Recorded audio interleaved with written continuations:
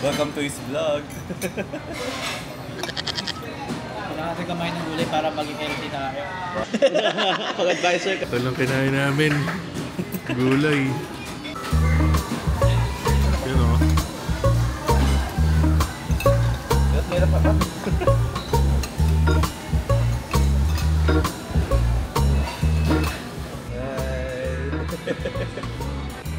Makapagbuging ka lang ng girlfriend ko dyan. Hi guys. For today's video, may bago kong kasama. Kung napanood niyo yung isa nating episode, Tito Advice, Tito Hacks, Life Lesson. Ngayon may kasama tayo ulit ng mga tito.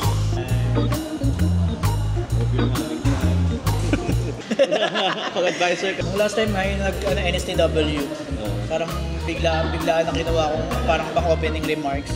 Oh? Hindi ako ready, hindi ko alam kung sabihin ko. Sabi mo, welcome. Hindi, naalala ko yung Pag-advisor ka. Naalala ko yung, hindi ko alam kung sino yun eh, parang Saint Thomas ba yung nagsabi nun? Yung parang yung good, better, best. Tindakan. Yung good, better, best. Never let it rest. Until your good is better and your better is best. Saka yung do you know students what is the similarity between losing and winning? Hindi nila alam. Sabi ko, the potential. Katon! Gokame kek! Kasi once you pag nanalo kasi, once na you win, you prove your potential. Yun, pero pag natalo ka, you still have your chance to siguro improve your potential. Pag-advisor ka, T5 Tapos nasa lang ang problema doon. Yung isa na hindi talaga sa akin, yung kakabigay lang sa akin. Nakasira ba naman ng pader? Stress ako. Pag-advisor ka. So nandito tayo, may mga kasama tayo ngayon para sa ating episode. At mag-share sila ng life lessons sa atin. Life lessons, life hacks, lahat ng pwede mapag-usapan para sa episode na to, para makatulong sa atin. So this is something from your titos, 30-something titos.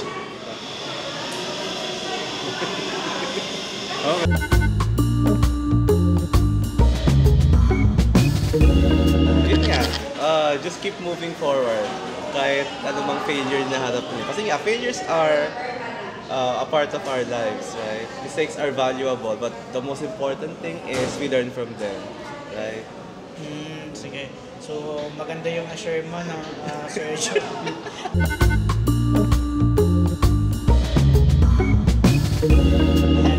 Siguro sa akin, guys, isa sa life lesson na natutunan ko, tinabray ko ngayon is choosing kung ano yung mga laban o yung mga battle na kailangan mo talagang ipanalo. I mean, kailangan siguro, minsan pinipili natin ano ba yung mga bagay na worth na ipaglaban. E minsan, hindi lahat ng laban dapat pinapanalo natin. No, kumbaga, meron kasi tayong saying na I'd rather lose the battle than lose the person. Maybe the question there is when is the best time? When is the best time? To lose the battle. Siguro kung gusto mo i-keep yung relationship mo dun sa tao na yun, or siguro kung may isip mo na dapat ba na ipaglaban yung gusto mong ipaglaban. Kasi minsan meron tayong mga pinaglalaban na hindi naman dapat. Yeah. Yung kumbaga, Kasi you can feel it naman, di ba?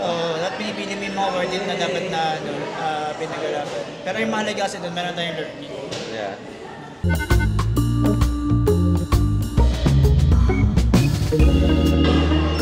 Naalala ko talaga yung isang libro na nabasa ko.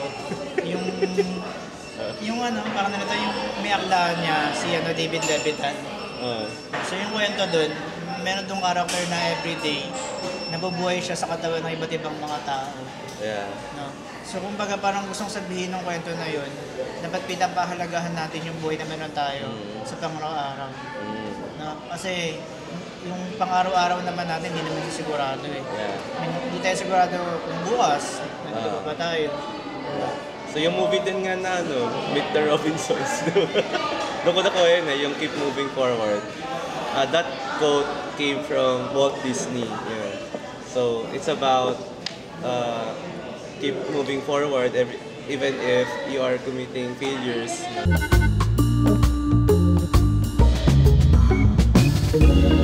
Lahat ng mga event na nangyayari sa atin, siguro yun yung way ni Universe para mapunta tayo sa dapat na pupuntahan natin. Oo. Para siyang Kasi I think pagsubok din naman ni Lord sa atin yun. Hindi naman ibibigay lahat ni Lord sa atin na walang dahilan. So, as 30-something titos, meron ba kayong regret, guys, sa buhay nyo? Siyempre, nag-accumulate na yung time, marami na tayong experiences. May regret ba kayo na hindi nyo ginawa or may gusto kayong balikan sa buhay nyo?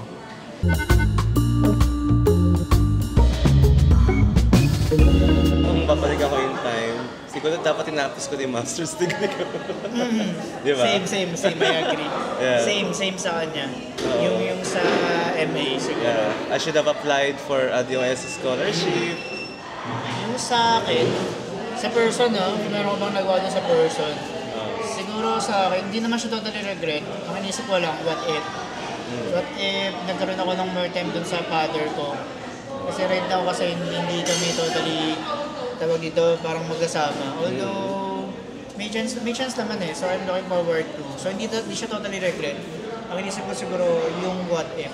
Parang what if na ganung scenario.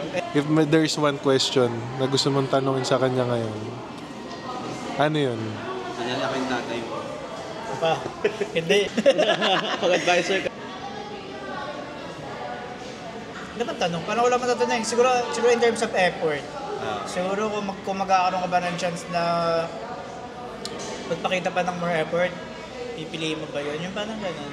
Parang effort lang. Para, as a father, di ba? Pag sabing father, dapat magpapatano sila. Yeah. Provider, ganun. Pero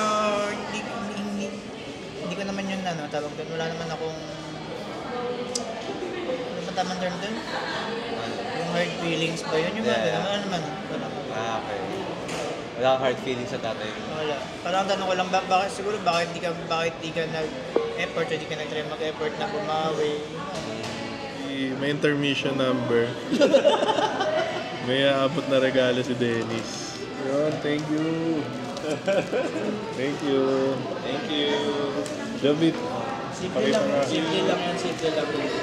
Mag-effort pa ako sa bago. Siya, papagod siya. Pag kailangan niya. Towel? Yeah. Ito rin kami. Saan? Yung nasabi lang ako. Thank you, Bencho.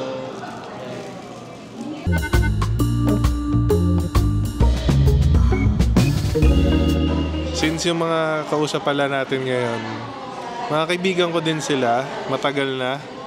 At nagkasama kami sa pagtuturo, no? So, silang dalawa talaga original na mga teachers. Tanungin lang natin sila, guys, bakit sila nagtuturo? Bakit nila nagustuhan maging teacher? To be honest, wala naman sa plan ko maging teacher nasama lang ako ng mga kaibigan ko nung high school to take the entrance exam in PNU. So, ano dapat ang kukunin mo? Hindi ka mag-teacher? Wala akong plan, actually. Kung ano lang, saan ako pumasa, yun lang. And then I eventually love it. So, yun na, tinuloy ko na. Ikaw? Ako naman, hindi rin dapat ako maging teacher. I don't know, siguro most ng mga tao, siguro 6 out of 10, siguro ng mga teacher, hindi ko sila dapat nag-teacher. O hindi dapat pala sila dapat nag-teacher. Siguro it's rather yung pag-teacher, pag-ituro yung pumili sa kanila. Kasi kung baga naniniwala kasi ako na Baka tayo ang pinili ng teacher, education. Yeah. Kumbaga, hindi yan basta-basta na naging teacher ka lang. Ito naman ako, siguro kasi yung teaching hindi talaga siya trabaho lang. Kumbaga yung teaching talaga siya, teaching is not just a profession. It's a passion. It's a passion. Yeah, you got it right. カトン豪華滅却 Pag-advisor ka. Kumbaga, hindi siya basta-basta, hindi siya para sa lahat. Kasi may mga taong matalino pero hindi nila kayang ituro yung dapat nila ituro. Hindi na kaya ibaba yung Hindi nila kayang ituro sa level na maunawaan ng iba. So hindi basta-basta rin yung pagtuturo. Kumbaga, selected few lang talaga din yung para sa pagtuturo. Ilan taon ka na nagtuturo? Ano na, 11 years? Ako 9. 9. Tagal na no? Oo nga eh, yun mo yun. Pinili ka ng pagtuturo. Kumbaga yung teaching profession yung tumawag sa'yo, sa isang tao. Maganda yung sinabi niya. It's your choice kung sasagutin mo yung tao. Parang gano'n. Ba yung choice ko eh. baka umuwi ka. Maaga pa. Hindi, andito pa. Hindi, ibang medyan. Okay guys, so far ang ganda ng na-share ng mga titos natin, no? Nag-share sila about life, about sa career nila. So maganda yung mga sinabi nila. Especially kay Sir Dennis, maganda yung sinabi niya tungkol sa teaching profession na ikaw ang tinatawag ng pagtuturo.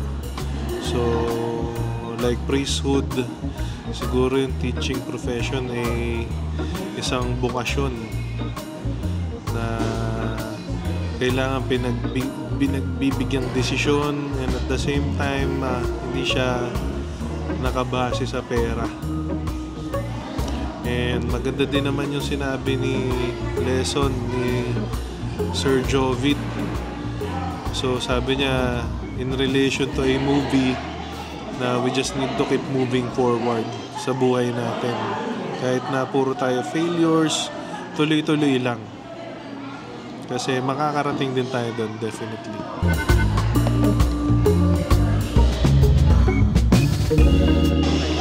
Tungkol naman sa sa love.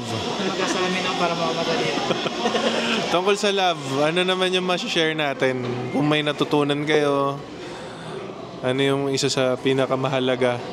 Ang natutunan ko, always have an open communication. Yun. Kasi pag wala kayong communication sa isa, there will be a misunderstanding. So far, wala pa naman kaming ganun. Kasi nga, lagi kaming open sa isa't isa. Kung may sama ako ng loob, sinasabi ko, siya rin ako. Grabe ang lalim nun, Sir Jobit. I got lost. Hindi, siguro sa akin, masabi ko lang dyan, in terms of relationship, dapat may isang word na napaka-importante na di mo makakalimutan. Yun ay commitment. Yeah. Kasi pag sabi natin committed ka, o may commitment ka sa isang tao, regardless of whatever happen, yun at yun pa din. Importante din yung communication. Pero aside from communication, kailangan laging merong iintindi. Kasi minsan. Ganun dapat sa relasyon. Kasi pag pareho kayong hindi marunong umintindi, masasira yung relasyon. Kumbaga kami ng misis ko, misis ito. Misis mo talaga? Yeah, hindi ako sanay. Before kami ikasal, nung parang mag-boyfriend pa rin kami. Parang pag nagkakasama kami ng loob, or may tampuhan, never na lumilipas sa isang araw kami nagkakabati. Unlike yung other relationship na parang pinapalipas sila. Kasi minsan ganun yun eh. Kapag pinalipas mo, lalong lumalala. So, kaya nasisira. Saka siguro kung mahalaga sa isang tao, di mo hayaang masira. Sa loob. Hindi yun talaga, promise commitment talaga. Sa pagiging open, saka yun nga. Ay, i-recorded. Joke lang. Katom, Gokame Kek! Dapat yun nga, dapat pinagpapakumbaba. Hindi nawawala, dapat may isang umiintindi. Kasi pag pareho kayong walang pag-intindi. Bakit yung iba kasi, bakit ba yung iba nag-aaway yung lakas ng mga boses nila? Tapos isa nag-aaway-intindihan. Kasi nabibingin na yung puso nila dahil sa lahat ng gusto nila. Ang puso ang nabibingi.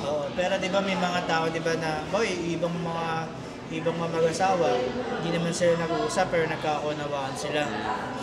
Just by looking at each other. Kasi yung puso nila yung unawa. Parang gano'n. Hindi, di ba may gano'n? Through silence, but just by looking by each other. Kasi iba inuna yung pride. Oo, inuna yung pride. Mas nauna yung salita kaysa umanawa. sa tendency kasi ng tao, nakikinig tayo para mag-respond. Hindi tayo nakikinig para lang makinig. Lagi natin nakakalimutan yun. Parang Dali yun.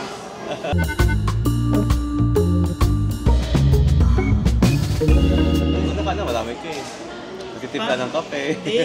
Funny moments, siguro sa akin hindi talaga siya pwede bang ano na lang, parang memorable, not instead of funny moments. Pwede. So di mo maalala yung na-late ka sa klase mo kasi nagtitimpla ka ng kape. Naalala ko yun, pero for me, hindi siya totally funny moment. Funny para sa amin. Oo. Sa akin, cover me. Pero yung ano, hindi. Pag-advisor ka. Siguro yung ano na lang, yung class ng 2019, yung huling klase ko noong 2019 before the pandemic. No, isa sila sa parang ano, yung consider ko na parang most significant moment. Parang napaka-natural lang ng lahat. Parang Dali yun. lahat ng nangyayari doon, nangyayari siya kasi ganun lang talaga.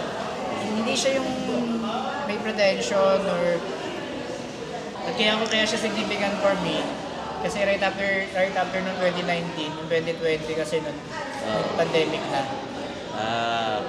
Sir Jobit, yung nakatulog ka, Oo, tama. Yun nga yun. Kung humilig ko sa nakita ko ng isang estudyante. Pag-advisor ka. Saka yung klase ko last school year. Yan. Enrichment, students, hello. bakit? Why? Bakit naging significant siya? Wala, kasi ang dali nilang turuan. Tsaka, ewan ko, iba yung feeling, yung mga batch na yon sa akin.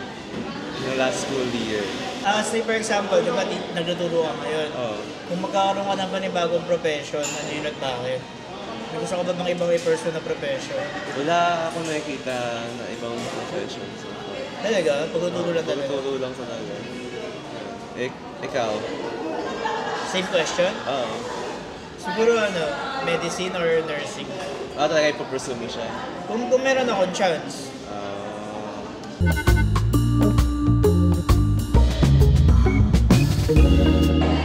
If there is someone, a person na you would like to thank, a mentor or a teacher or parent nyo, meron ba kayong gustong pasalamatan na malaki yung naging impact sa career nyo? Ano yan? Ako hindi career. Maybe nag-improve yung math skill ko, kaya ako naging math teacher.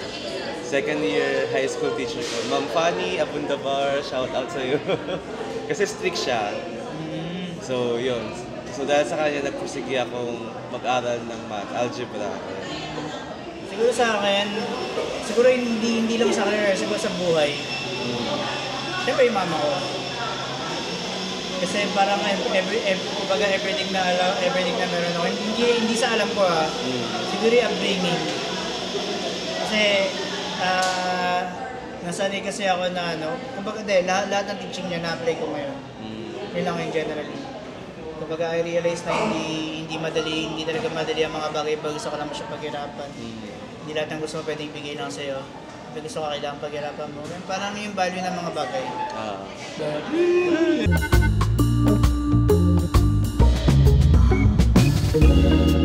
Kung bigla-bigla may 1 million kayo ngayon, 1 million pesos, ano yung unang-unang pumapasok sa isip nyo na gagastusin nyo?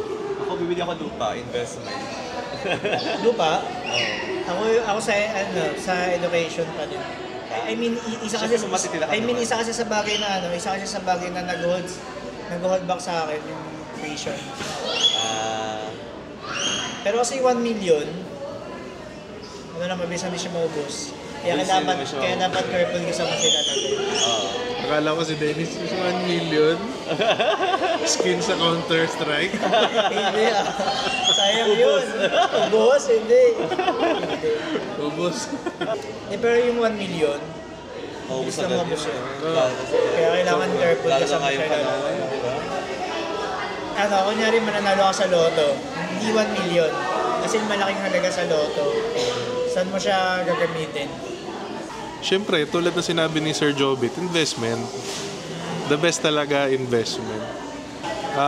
money is security para sa akin. So kapag ka may pera ka, somehow nabawasan yung part ng buhay mo na nag-hustle ka for money. For me, it's more of a financial security. So, pero yun, kung may funny thing lang ako na siguro panibagong camera. Panibagong camera, tsaka syempre travel with my family, Mrs., father.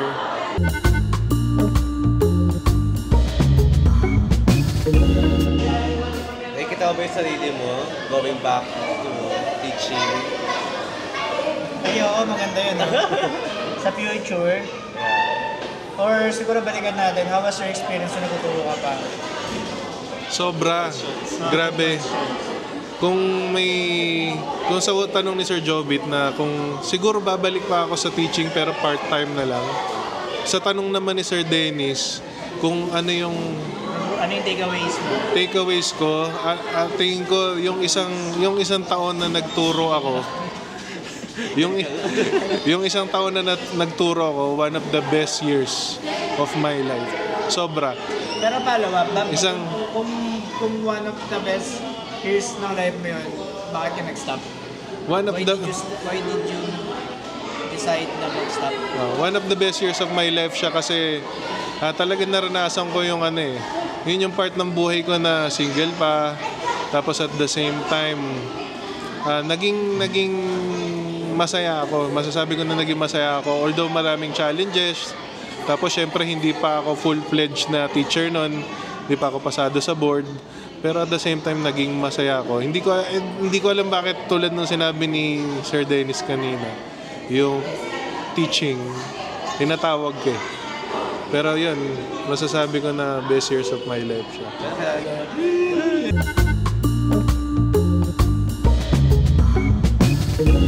Tapos bakit ako nag-stop? Siyempre, more or less, family matters kasi ang parents ko, ako lang ang anak nila, may maliit kami na business.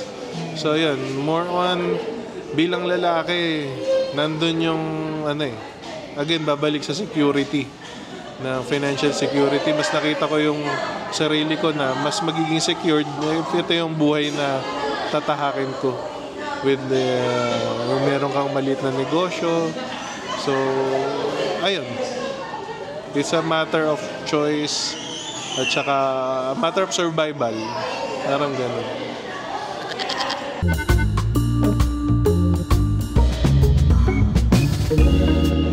Naiba lang ako na papanood nyo sa Reels yung si Brian Cox. Brian Cox? Brian Cox, tama. About sa space, yun yung inaano niya, mga topics niya. Yung Cox niya, COXK? Hindi, COX. COX lang. COX, so Brian Cox. Ano kala mo? Parang siya, professor. Ang interesting lang yung mga reels na yung kausap niya si Rogan, si Joe Rogan. About sa time, sa space. Kapag daw, may in-explain siya yung about sa space, kapag about time travel, sa bend ng time. Kumbaga kay Einstein yan sa theory of relativity. Tama. Kumbaga, Einstein na kasi muna yun. In terms of time traveling, magiging possible lang yung time traveling kapag nakuha natin yung tawag dito, yung constant movement ng mga particles din. Kasi diba sa quantum physics, saka sa quantum mechanics, may possibility kasi na nag-time travel ka, kaya nag-teleportation ka, ganyan. Ibang cells mo dito. Oo, may maiwan na particles mo, parang ganyan. Saka in terms of time traveling, yung sabi yung dimension. Tsaka speed of light, ang bilis. Yung dimension kasi may ripple dyan ng dimension. Hindi ibig sabihin nandito yung isang part sa space. Kasi ito parang malapit lang sila. Hindi kasi may part daw sa space na rip apart. Yung pinagkabagay sa haba na ng oras na lumipas. Putol yung katawan. Kasi nga dimension yun. Kumbaga pagdating mo doon, 4 million years na nakalipas. Pagbalik mo dito, wala na yung mga tao kasi lumipas na apat na milyong taon. Yung parang Planet of the Apes. Ang isa sa mga yung pag-bend ng time na yun, yung yung movie, na pilit na ininterpret yung gano'ng ano, yung Interstellar. Yung pag, yung nag-ano sila sa time, parang nagre-rip apart, yung parang naging ano Hindi ko sila, napanood yun, flat. Interstellar. Yung naging flat yung mga mukha nila, tapos parang, yung parang nagiging static na lang. Narinip apart nga sila. Tapos